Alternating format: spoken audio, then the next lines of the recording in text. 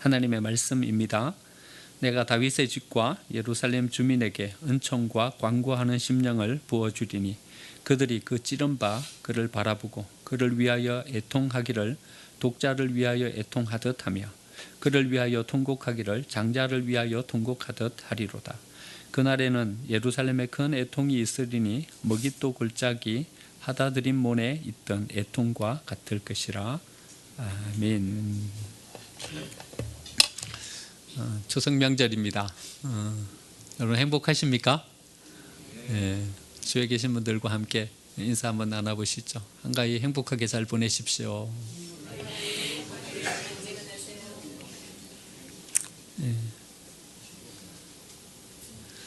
좀 시름도 좀 다 내려놓고 또 걱정거리도 좀 내려놓고 가족들과 함께 행복하게 한가위 잘 보내시기 바랍니다. 지난주 문재인 대통령이 북한 갔다 오셨어요. 18일부터 2박 3일 일정으로 다녀오셨어요. 두 정상이 한국 사람이면 한 번쯤 가보고 싶은 백두산 일정까지 소화하면서요, 모든 사람들의 이목을 집중시켰습니다.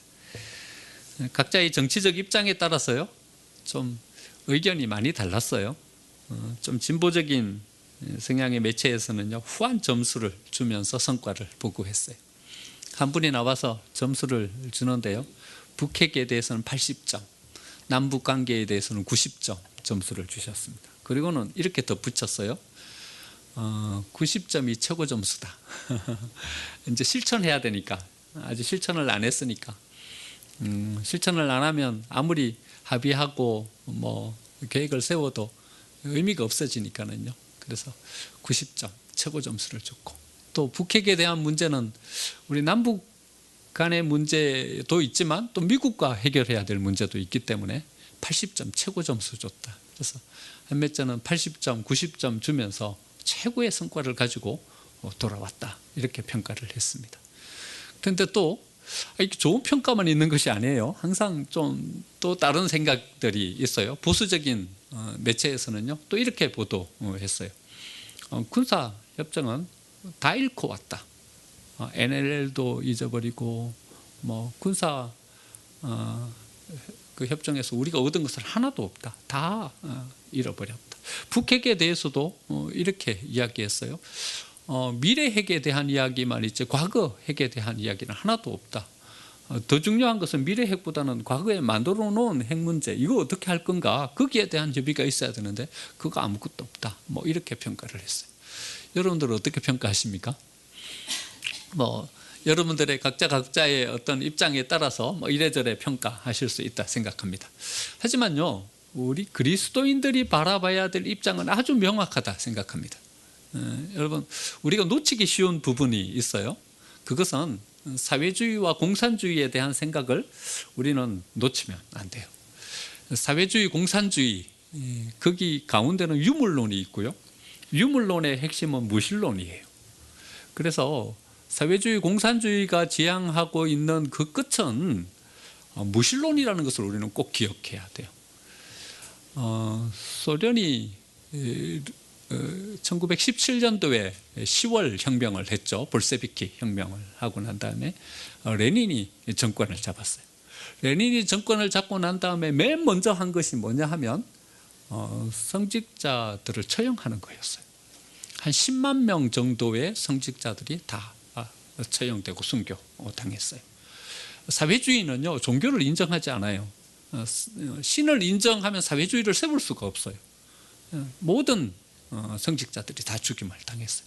뭐 성직자가 10만 명 정도 순교당했으니까 나머지 그리스도인들이 몇 명 정도 순교당했는지는 숫자를 헤아릴 수가 없을 정도로, 그 정도로 많은 사람들이 죽어갔어요. 왜냐하면 그 당시에 러시아는요, 기독교 국가였어요. 동방정교회, 뭐 우리 기독교 하면 세 종파를 기독교라고 해요. 카톨릭, 동방정교회, 우리 프로테스탄트, 개신교, 이 세 가지 다 기독교라고 해요. 동방정교회가 러시아 쪽에 이렇게 자리 잡고 있었어요. 얼마만큼 기독교 국가였었냐 하면요, 모든 문학 작품은 전부 다 기독교적인 색채를 가졌어요. 작곡한 모든 음악 전부 다 기독교적인 것이었어요. 문학 작품, 여러분 러시아의 문학 작품을 읽어보십시오. 그 뒤에는 전부 다 기독교적인 성경적인 사상이 기반되어 있는 작품들입니다. 도스토옙스키나 돌스토이의 어떤 작품들을 읽어보면 다 기독교적인 기반이 있습니다. 심지어는요, 도로의 이름도 전부 다 기독교적인 이름이었고요. 심지어는 빵도요, 기독교적인 상표가 라벨이 붙지 않으면 빵이 팔리지를 않을 정도로, 그 정도로 기독교 중심의 국가였습니다. 근데 지금은요, 선교사들이 가갖고 선교해야 되는 나라로 바뀌어 버렸어요. 사회주의는요, 기독교를 인정하지 않아요. 기독교뿐만 아니라 종교를 인정하지 않아요. 무신론이에요. 중국이 문이 열렸어요. 열려가지고 지금 뭐 교회들이 뭐 급성장하고 있죠. 그런데 시진핑요, 선교사들을 추방하고 있어요. 사회주의가 추구하는 끝은 뭐냐 하면 무신론이에요. 이것을 우리가 잊어버리면 안 돼요. 중국이 문이 열렸지만, 그리고 교회가 막 세워지고 부흥하고 있지만 지금 극심한 박해 가운데 놓여져 있어요. 제가 주위에 알고 있는 서너 명의 선교사들이 다 추방당했어요. 지금 다 와가지고 지금 국내에 다 머물고 있어요. 시진핑이 선교사들을 추방시키고 있어요. 북한도 마찬가지예요. 북한이 기독교 국가가 되어서 북한이 동방의 예루살렘이라고 불릴 정도로 사람들이 많이 교회를 다니고 그래 있었었죠. 그런데 북한이 공산화되고 난 다음에 모든 성직자들은 다 처형당하고 순교당했어요. 그리고 성도들도 다 이제 시험대 앞에 서는 거예요. 배교해라, 예수님을 부인해라, 나 안 믿는다고 해라. 그러면 살려주는 거예요. 난 믿는다. 그럼 정치 수용소로 가는 거예요. 정치 수용소로 가가지고 지금 뭐 대부분 많은 사람들이 세상을 떠났고 아직까지 살아있는 정치 수용소에 갇혀 있는 사람이 약 12만 명 정도 된다고 그래요. 정치 수용소에 잡혀 있는 사람들은 공산주의를 부인하는 사람들이 아니에요. 이미 공산화되었고요, 세뇌되어서 대부분의 사람들은 다 사회주의에 물들어 있어요. 거기에 잡혀 있는 사람들은요, 전부 다 신앙을 포기하지 않는 사람들이에요. 나는 예수님 부인할 수 없다. 예수님이 나를 위해서 돌아가셨는데 내가 어떻게 예수님 부인하냐. 수많은 사람들이 처형되기도 하고, 처형되지 않는 사람들은 정치 수용소에 지금 갇혀 있어요. 그러니까 우리가 한 가지는 분명히 알아야 돼요. 사회주의는 기독교를 인정하지 않는다. 무신론자이다. 그 가운데 유물론이 기초돼 가지고 사회주의가 세워져 있고, 유물론의 핵심은 무신론이다. 이건 분명히 알아야 돼요. 또 똑같은 이유에서 우리는 북한이 문이 열리도록 간절한 마음으로 염원하고 기도해야 돼요. 왜냐하면 거기에는요, 12만 명의 그리스도인들이 간절한 마음으로 기도하고 있으니까요. 정치 수용소에 잡혀 있는 사람들뿐만 아니라 또 수많은 사람들은 지하 교회를 이루고서 거기서 간절한 마음으로 기도하고 있어요. 하나님, 우리도 마음껏 찬송하게 해주세요. 하나님, 우리도 마음껏 예배하게 해주세요. 소리 높여 기도할 수 있도록 은혜를 주세요. 간절하게 기도하고 있어요. 그래서 우리 남한의 그리스도인들도 간절한 마음으로 기도해 줘야 돼요. 어쩌면 문재인 대통령이 된 것이 하나님의 은혜예요. 하나님의 계획이에요. 만약에 문재인 대통령이 대통령 안 됐으면요, 남북관계가 이렇게 진전됐겠습니까? 어림도 없는 이야기죠. 북한의 그리스도인들 어떻게 할 거예요?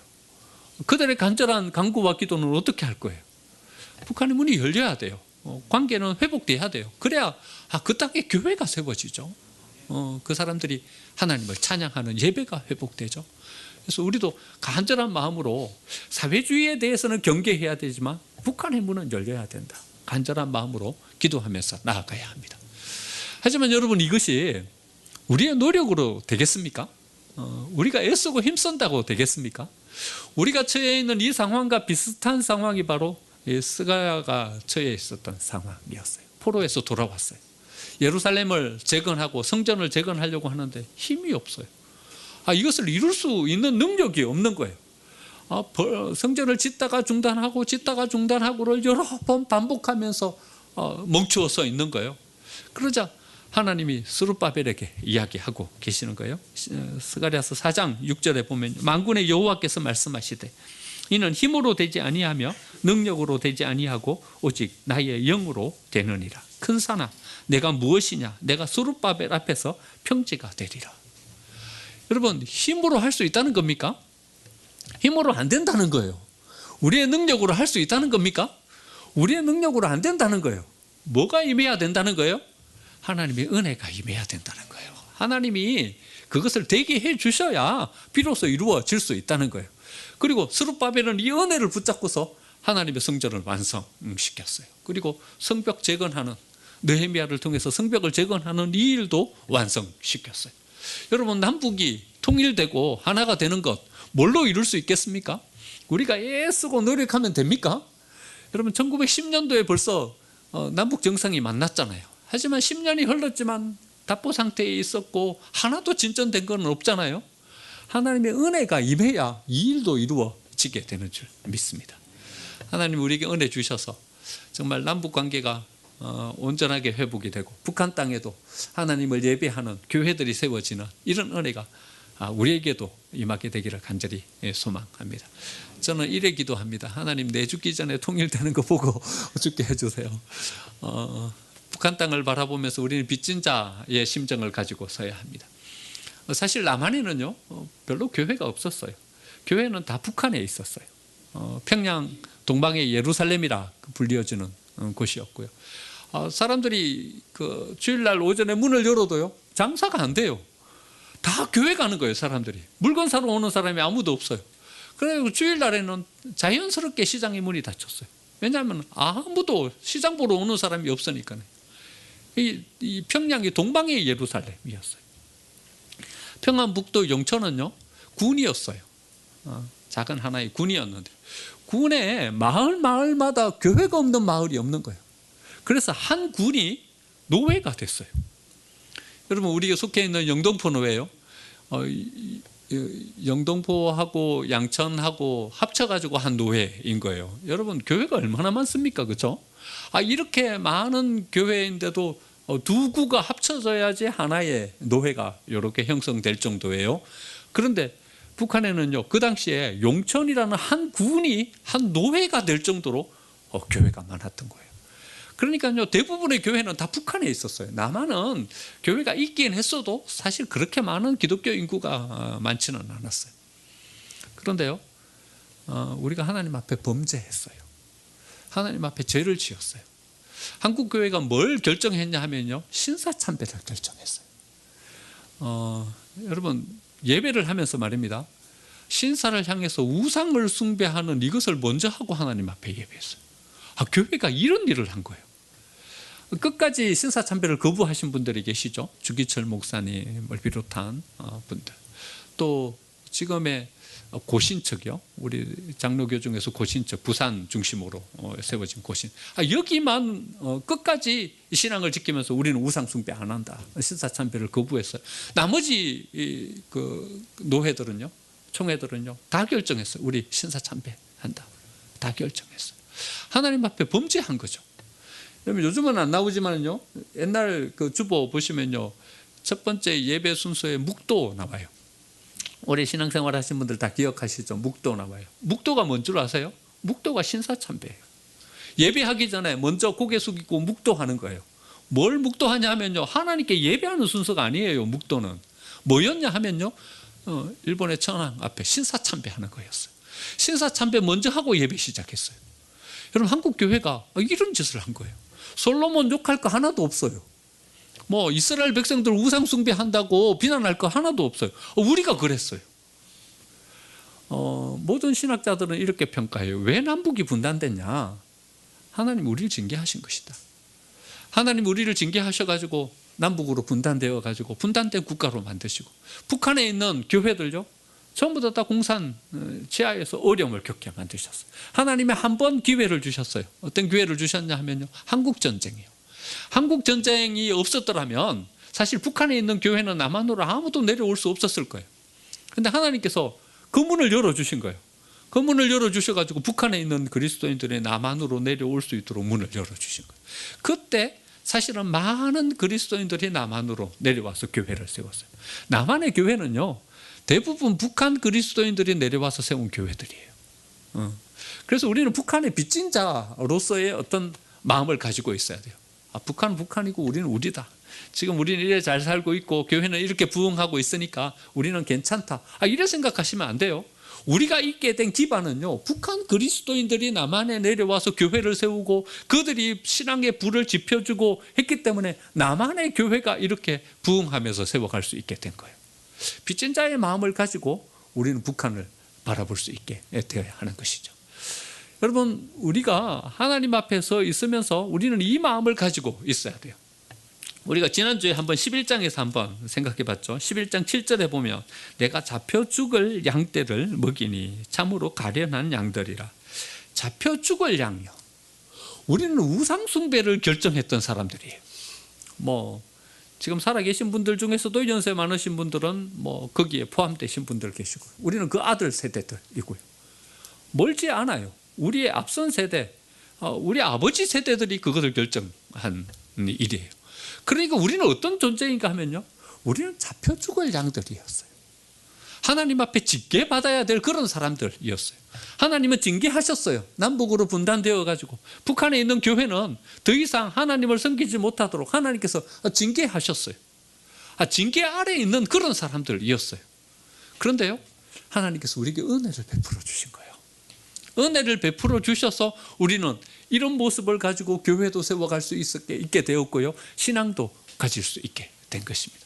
오늘 우리가 읽지는 않았지만 일부러 안 읽었어요. 1절부터 9절까지의 말씀이 어떤 말씀인가 하면요, 잡혀 죽을, 하나님을 떠나고 우상을 숭배하고 말씀을 떠나고 하나님을 섬기는 떠난 이스라엘에게 하나님께서 어떤 은혜를 베풀어 주셨는가에 대한 그 은혜의 이야기가 1절에서 9절까지 쭉 기록되어 있어요. 우리 한번 읽어볼까요? 먼저 여러분 2절 말씀을 우리 같이 한번 보시죠. 같이 읽겠습니다. 시작. 보라, 내가 예루살렘으로 그 사면 모든 민족에게 취하게 하는 잔이 되게 할 것이라. 예루살렘이 에워싸일 때에 유다에까지 이르리라. 모든 민족에게 취하게 하는 잔이 되게 할 것이다. 예루살렘이요. 여러분, 취하게 하는 잔이 된다는 말이 무슨 말일까요? 취하게 하는 잔이 된다는 말이 무슨 말인가 하면요, 예루살렘을 홀딱 마셨어요. 마셨더니요, 마신 그 사람이 정신을 잃어버리게 되는 거예요. 그러니까요, 예루살렘을 함부로 취할 수 없게 하나님께서 예루살렘을 지켜주시겠다. 예루살렘은 연약한 존재이지만 연약하지 않은 백성으로 하나님께서 세워주시겠다라는 약속의 말씀이죠. 3절도 같이 읽어보시죠. 시작. 그날에는 내가 예루살렘을 모든 민족에게 무거운 돌이 되게 하리니 그것을 드는 모든 자는 크게 상할 것이라. 천하 만국이 그들을 치려고 모이리라. 이번에는요, 예루살렘을 뭐가 되게 해주시겠다고요? 무거운 돌이 되게 해주시겠다고. 그러니까 예루살렘을 돌멩이로 알고요, 쉽게 취하려고 왔어요. 와서 예루살렘을 들어봤더니 어떤 돌이에요? 무거운 돌이에요. 도저히 들고 갈 수 없는, 그리고 오히려 예루살렘을 자기 것으로 취하려고 하다가 자기들이 상하게 되는 그런 도성으로 하나님께서 예루살렘을 만들어 주시겠다는 거예요. 연약해 보이지만 결코 연약하지 않는, 쉽게 정복할 수 있을 것 같았는데 쉽게 정복되지 않는 그런 민족으로 하나님께서 유다와 예루살렘을 세워주시겠다고 약속해 주고 계시는 것입니다. 여러분, 바벨론이 일어나고 그 다음 페르시아와 메대가 일어났어요. 페르시아 제국 얼마나 강력한 제국이었습니까? 그런데요, 페르시아 제국에 쉽게 정복당하지 않을 나라로 만들어 주셨어요. 페르시아 이후에 헬라가 다시 일어났어요. 헬라, 알렉산더 대왕, 얼마나 잔인하고 얼마나 정복의 야욕에 사로잡힌 왕이었습니까? 하지만 예루살렘이 쉽게 정복되지 않게 만들어 주셨어요. 제가 3주 전에 말씀드렸죠. 알렉산더가 예루살렘을 정복하지 않고 돌아갔던 얘기요. 애굽을 정복하고 이집트를 정복하고 올라오던 길에 왕의 대로로 올라오지 않고 산지를 향해서 피해갔던 말씀드렸죠. 기억나죠? 하나님께서 지켜주시는 거예요. 아니, 모든 나라는 알렉산더 대왕에 의해서 다 정복당했어요. 밑에 이집트까지요. 그런데 하나님께서 예루살렘은 정복당하지 않게 지켜주시는 거예요. 하나님이 불꽃 같은 눈동자로 쉽게 정복될 것 같은 예루살렘을 두로도 정복당했어요. 두로도 정복당했어요. 바다 메꾸어 갖고 길을 만들어 가지고 두로를 정복해 버렸다니까요. 그런데 예루살렘은 하나님께서 지켜주시는 거예요. 취하게 하는 잔이 되게 해주시는 거예요. 무거운 돌이 되게 해주시는 거예요. 연약해 보이지만 연약하지 않는 백성으로요, 쉽게 보이지만 쉽지 않은 백성으로요, 하나님께서 세워주고 계시는 거예요. 다른 민족들이 예루살렘을 바라보면서 그렇게 느낄 뿐만 아니라요, 유다 스스로도 자기를 바라보기에 하나님께서 과연 우리를 지켜주시는구나 느낄 수 있게 그렇게 만들어 주셨다는 거예요. 5절 말씀을 보세요. 같이 읽겠습니다. 유다의 우리머리들이 마음속에 이르기를 예루살렘 주민이 그들의 하나님 만군의 여호와로 말미암아 힘을 얻었다 할지라. 어떻게 해요? 그들의 하나님 만군의 여호와로 말미암아 힘을 얻었다. 우리 스스로를 바라보니까 우리는 힘없는 백성이었어요. 우리는 알렉산더 대왕에 의해서 쉽게 정복당할 만한 어떤 하찮은 존재였어요. 그런데요, 하나님이 우리에게 힘을 주고 계시는 거예요. 하나님이 우리에게 능력과 권능을 주고 계시는 거예요. 그래서 다른 나라들에 의해서 정복당하지 아니할 그런 민족으로, 그런 도시로 우리를 세워주고 있음을 그들 스스로 느끼게 만들어 주셨던 거예요. 6절 말씀 보시죠. 같이 읽겠습니다. 그날에 내가 유다 지도자들을 나무 가운데 화로 같게 하며 곡식단 사이에 횃불 같게 하리니 그들이 그 좌우에 에워싼 모든 민족들을 불사를 것이요 예루살렘 사람들은 다시 그 본 곳 예루살렘에 살게 되리라. 그 좌우에 에워싼 모든 민족들을 불사를 존재로 세워주시는 거예요. 주위에 있는 다른 사람들은 나무처럼 숲처럼 막 예루살렘을 에워싸고 있는 거예요. 그런데 예루살렘은 뭐예요? 화로예요. 화로예요. 다 불살라버리고 오히려 그들을 든든하게 지켜가며 그들 사이에 결코 가볍지 않은 민족으로, 도시로 그들을 세워주고 계시는 거죠. 하나님께서 예루살렘에게 이런 은혜를 베풀어 주시는 거예요. 유다에 이런 은혜를 베풀어 주시는 거예요. 그들은 어떤 존재였어요? 잡혀 죽을 양이었어요. 하나님 앞에 우상 숭배하며 말씀을 떠난 사람들이었어요. 그런데 하나님께서 그들에게 은혜를 베풀어 주시는 거예요. 은혜를 베풀어 주시는 거예요. 그래서 그들이 쉽게 정복당하지 아니하고 쉽게 다른 사람들의 어떤 먹이가 되지 않도록 그들을 보호하시고 지켜주시는 거죠. 8절 결론적으로 이 말씀을 해주고 계셔요. 같이 읽겠습니다. 그날에 예루살렘 주민을 보호하리니 그 중에 약한 자가 그날에는 다윗 같겠고 다윗의 족속은 하나님 같고 무리 앞에 있는 여호와의 사자 같을 것이라. 하나님께서 예루살렘을 보호해 주신대요.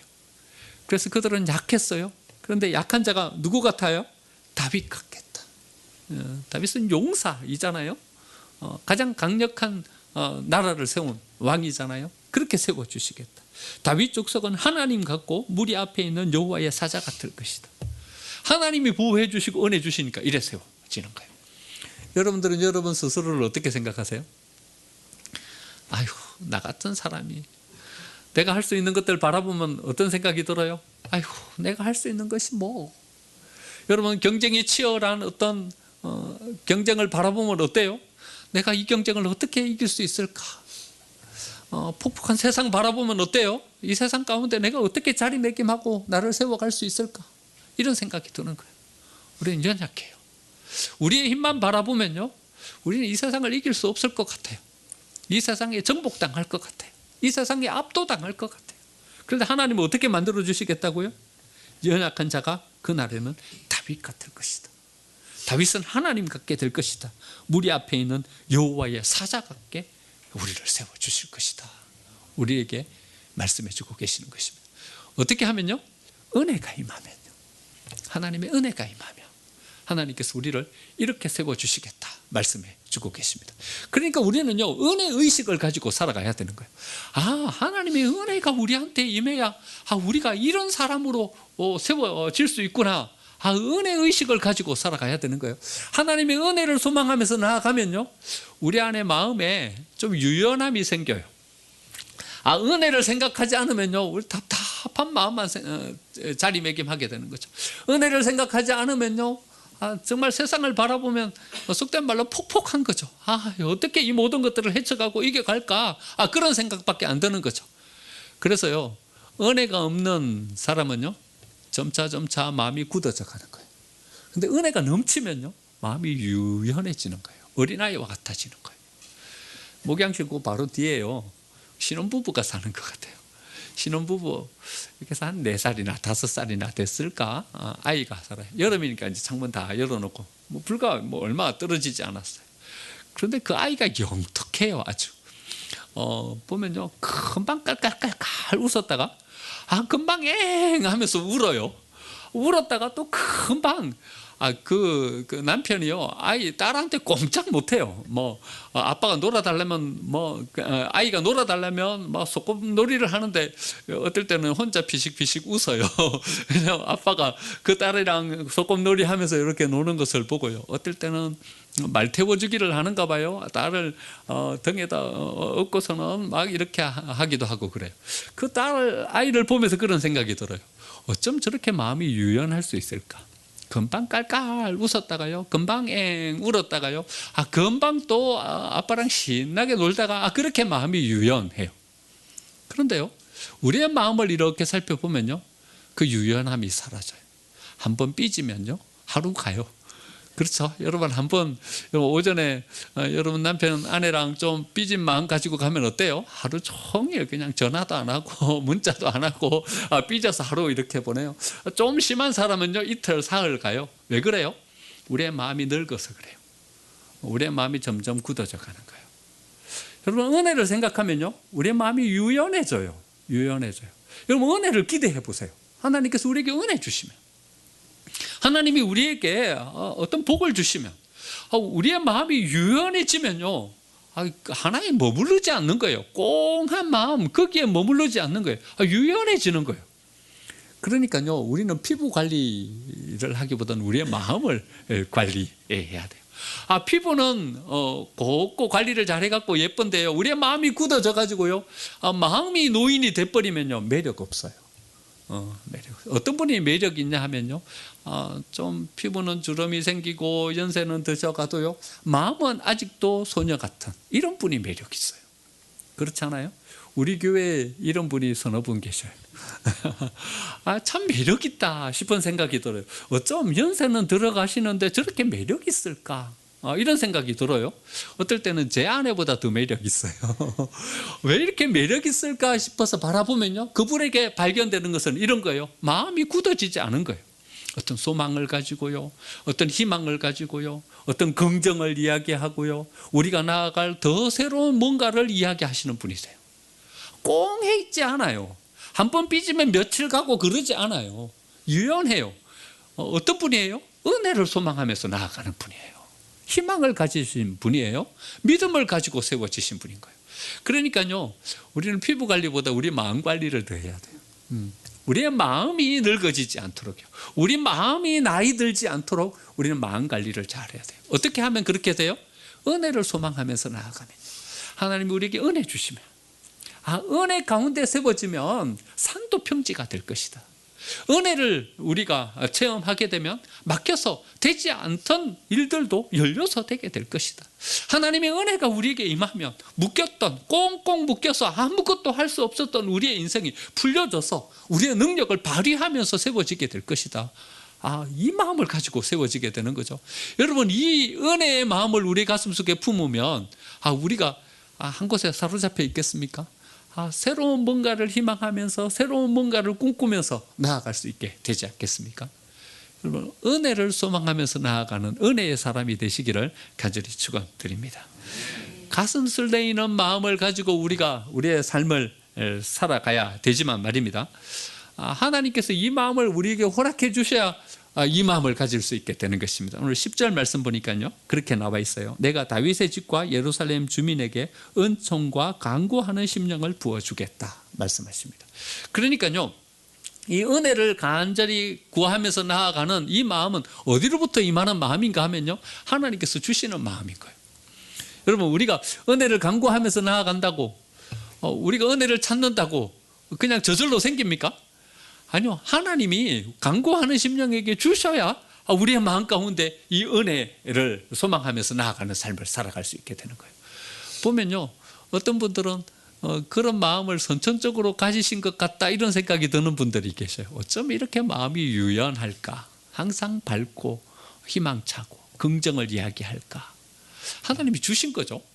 하나님이 그 마음을 주실 때 비로소 우리는 그런 마음을 가지고 우리의 삶을 살아갈 수 있게 되는 것이죠. 여러분 우리가 하나님을 향하여서 잘못 오해하고 있는 한 가지 가운데 하나는 이런 거예요. 우리는 하나님께로 나아가야 하나님께서 우리의 죄를 용서해 주시고 우리가 회개해야 하나님께서 우리를 받아주신다. 이렇게 오해를 해요. 여러분, 우리가 나아가서 회개해야 하나님이 우리에게 은혜 주십니까? 우리가 힘겹게 하나님을 찾아가야 하나님은 우리를 너그럽게 받아주시고 그냥 억지로라도 우리를 이렇게 용납해 주시는 분이십니까? 이게 하나님을 향한 우리의 오해예요. 하나님은요, 본성 자체가 우리에게 은혜를 주시는 분이세요.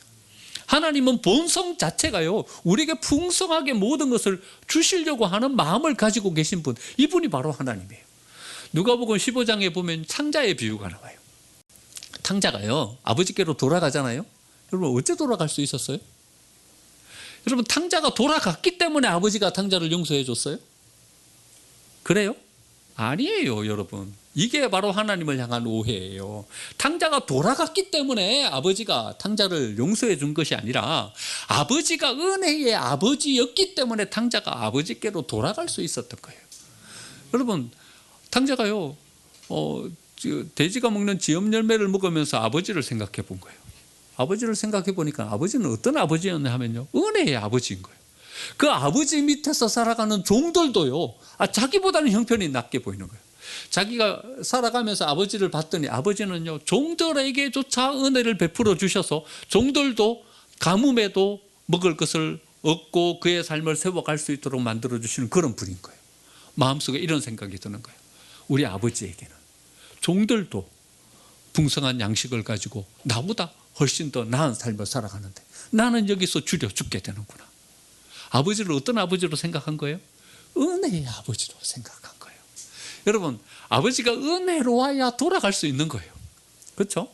여러분, 넉넉한 본성을 가지신 분이어야 누군가 돌아올 수 있는 거예요. 돌아와야 용서해 주는 것이 아니라요, 용서해 줄 수 있는 마음을 가져야 누군가 우리에게로 돌아올 수 있게 되는 거예요. 하나님은 어떤 분이신가 하면요, 본성이요, 넉넉하게 모든 것을 용납해 주실 수 있는 분이세요. 우리가 회개하면요, 우리를 넉넉하게 보듬어 주시고 안아줄 수 있는 분이세요. 우리의 잘못을 하나님 앞에 내어놓으면요, 괜찮다 하시면서 안아주실 수 있는 분이에요. 여러분, 세상은 그렇지 않아요. 세상 앞에서는요, 함부로 회개하시면 안 돼요. 함부로 실수를 인정하시면 안 돼요. 왜냐하면요, 이 사회는 칠면조 사회예요.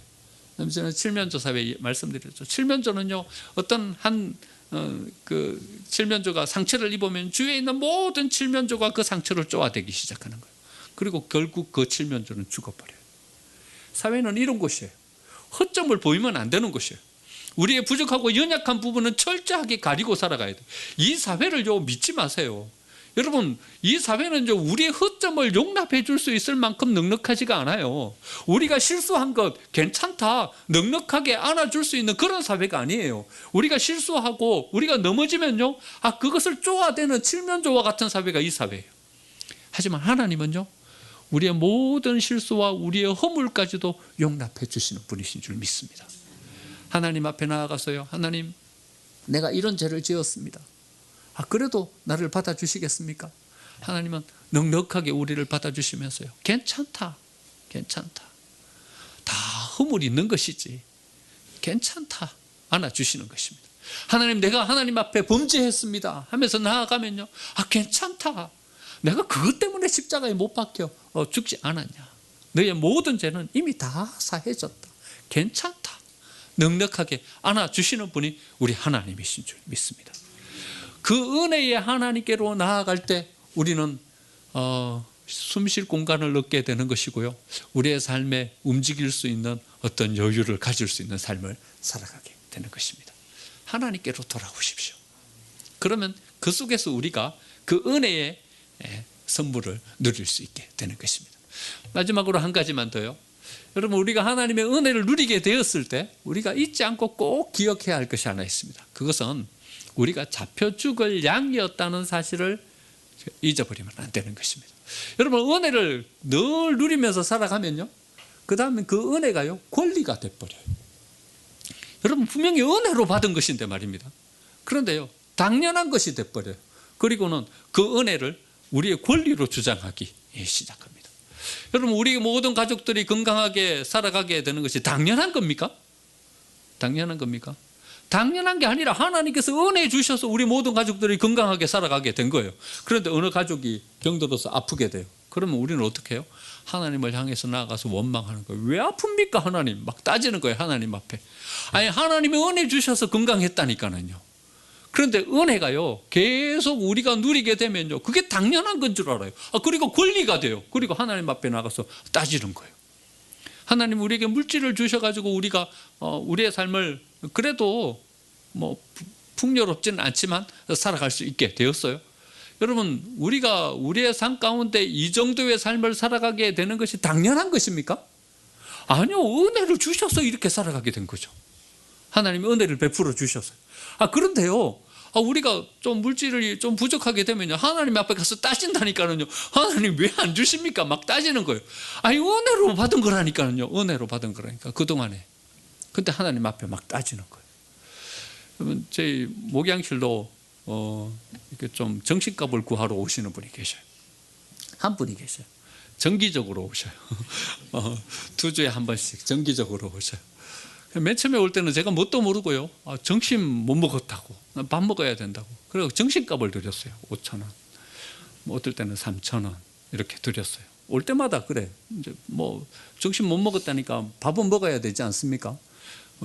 요 앞에 가면 6,000원이면 드실 수 있습니다. 네, 드십시오. 뭐 이번에 컵라면 뭐 김밥 먹고 싶다. 뭐 3,000원, 5,000원 이렇게 드렸어요. 그런데 어느 날요 오셨는데 제가 지갑을 안 갖고 온 거예요. 지갑을 안 갖고 어떡하죠? 오늘 지갑을 안 갖고 와서 오늘 드릴 게 없어요. 그랬더니 얼굴 인상이 싹 바뀌는 거예요. 네? 줄 게 없다고요? 아이고 제가 겁이 나가지고 또 막 책상을 막 뒤졌어요. 뒤졌더니 마치 그 동전이 500원짜리 동전 2개랑 이래 있더라고요. 그래갖고 이래 해보니까 한 400~500원 되는 것 같아요. 동전을 갖다 드렸더니 동전 준다고 막 행패를 부리면서 큰 소리를 치면서요 막 저희 집사람이 옆에서 막 어쩔 줄 몰라가지고 막 행패를 부리면서 그래 나가셨어요. 동전은 꼭 쥐고 가시더라고요. 그래도 제가 가시는 분을 보면서 물끄러미 쳐다보면서 그런 생각했어요. 우리도 똑같은 거 아닌가? 이런 생각을 했어요. 우리는 은혜를 누리면서 살아간다니까요. 당연한 거예요? 당연하지 않다니까요. 우리는 잡혀 죽을 양들이었어요. 하나님 앞에 우상 숭배한 멸망받을 사람이었어요. 하나님의 말씀을 떠난 징계받을 존재였어요. 그런데요 하나님이 은혜 주셔서 건강 가지고 하나님이 은혜 주셔서 모든 가족들과 함께 하나님이 은혜 주셔서 그래도 이 정도의 어떤 삶의 지위와 물질을 가지고 살아가게 된 거예요. 그런데요 우리는 이것을 잃어버리고 있는 거예요. 우리가 원래는 잡혀 죽을 양들이었다는 사실을 까마득하게 잊어버리고 있는 거예요. 그리고 그 은혜가 이제는 권리가 되어버렸어요. 그리고 그 권리를 하나님 앞에 요청하고 있는 거예요. 여러분 우리가 하나님께 잡혀 죽을 양들이었다는 사실을 잃어버리면요 우리는 우리의 삶을 온전하게 회복할 수 없게 되는 것입니다. 여러분 이제 추석이어서 모든 가족들을 만나게 될 것입니다. 여러분 가족들과의 만남 당연한 겁니까? 당연한 것이 아닙니다. 은혜를 주셨기 때문에 가족들과 함께 만나게 된 것이고요. 은혜를 주셨기 때문에 모든 가족들이 건강하게 이렇게 기쁘게 만나게 된 거예요. 그런데 그 은혜를 모르면요 이제는 권리가 되는 거예요. 형이 조금 나를 서운하게 하면 형하고 싸움을 하게 되는 거고, 부모님이 나를 조금 서운하게 대해주면요 부모님하고 싸우게 되는 거예요. 추석날 모여가지고 싸움하고 와요. 왜 싸움하고 와요? 은혜가 권리가 되기 때문에 싸움하고 오는 거예요. 여러분 은혜예요. 은혜. 하나님께서 은혜 주셨기 때문에 우리가 그렇게 함께 하는 거예요. 여러분 남편과 아내 함께 같이 행복하게 지내게 되는 것이 당연한 겁니까? 여러분 당연한 게 아니에요. 은혜예요. 하나님께서 은혜를 베풀어 주셨기 때문에 함께 하는 거예요. 그런데 내가 시집을 잘못 가가지고 가족 많은 데로 가가지고 내가 이 고생을 한다고 전부치면서, 물론 이제 여성의 인권도 새롭게 되긴 돼야 돼요, 그렇죠? 하지만 감사함으로 할 수 있는 거예요. 여러분 아내에게 이런 소리 안 나오게 여러분 이번에는 발버둥 붙이고 설거지 좀 해주세요. 예? 설거지 좀 해주는 것이 아니라 설거지 좀 하세요. 그렇죠? 같이 해야 돼요. 여러분 감사하면서 바라보면요 가족 많은 남편 만난 것도 은혜인 거예요. 은혜인 거예요. 이렇게 풍성한 가운데 세워질 수 있게 되었으니까 말이죠. 여러분 우리가 은혜를 생각하면서 나아가면요, 내가 원래 어떤 존재였던지를 생각하면서 나아가면요, 그 속에서 우리의 역할을 찾을 수 있게 되는 거예요. 그건 뭐냐 하면요, 희생이고 양보이고 내려놓음이고요, 섬김인 것입니다. 여러분, 그렇게 섬기면서 나아가면요, 양보하면서 나아가면요, 동생이 좀 더 많이 가져가면 어때요? 형이 좀 더 많이 가져가면 어때요? 그래도 내 몫이 주어진 것에 감사하면서 나아가면요, 모든 가족들이 화목하게 지낼 수 있는 거예요. 오히려 나는 모든 가족들과 함께 지내는 것도 감사하다, 자기 것 쪼개가지고 다른 사람들과 같이 나눌 수 있게 되는 거예요. 그래 하면 모든 가족들이 화목하고 행복한 가운데 설 수 있게 되는 것입니다. 여러분, 우리는요, 잡혀 죽을 양들이었어요. 잡혀 죽을 양들이었는데 하나님께서 은혜 주셔서 이만 살아가게 된 것입니다. 하나님께 은혜에 감사하면서 오히려 추석 명절 모든 가족들 화목하게 만들고 행복하게 만드는 우리 생명생 가족들이 되고, 이번 한 주 살아가면서 하나님께서 우리에게 베풀어 주신 은혜에 감사하면서 하나님을 찬양하며 감사하며 나아가는 우리 모든 생명샘의 가족들이 되시기를 간절히 축원드립니다. 아멘.